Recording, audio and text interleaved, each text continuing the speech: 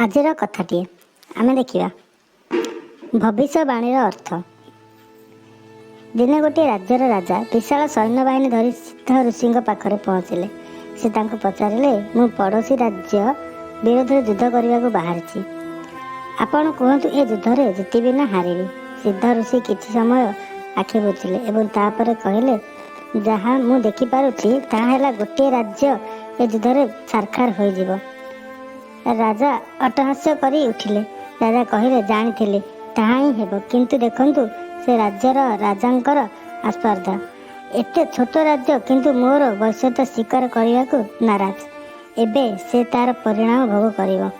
ଏହା କହି ପୁଣି ଅଟ୍ଟହାସ୍ୟ କରି ରାଜା ସଗର୍ବେ ଫେରିଗଲେ।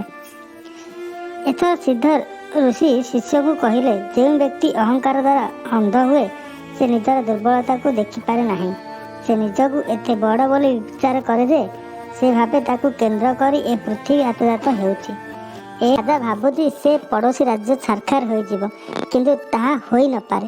ପଡ଼ୋଶୀ ରାଜ୍ୟ ଏକ କ୍ଷୁଦ୍ର ରାଜ୍ୟ, ତଥାପି ସେ ବୈଶ୍ୟତା ସ୍ୱୀକାର ନ କରି ଯୁଦ୍ଧକୁ ବାହାରିବା ଅର୍ଥ ତା ପାଖରେ ସାହସ ଅଛି ଏବଂ କେମିତି ଏହି ବଡ଼ ରାଜ୍ୟର ମୁକାବିଲା କରିବ ସେ ନେଇ ସେହି ରାଜ୍ୟ ନିକଟରେ ଯୋଜନା, ସତର୍କତା ଏବଂ ଉପାୟ ମଧ୍ୟ ଥିବ। କିନ୍ତୁ ଏ ନିର୍ବୋଧ ରାଜା ତାହା ବିଚାର କରିପାରିଲା କି?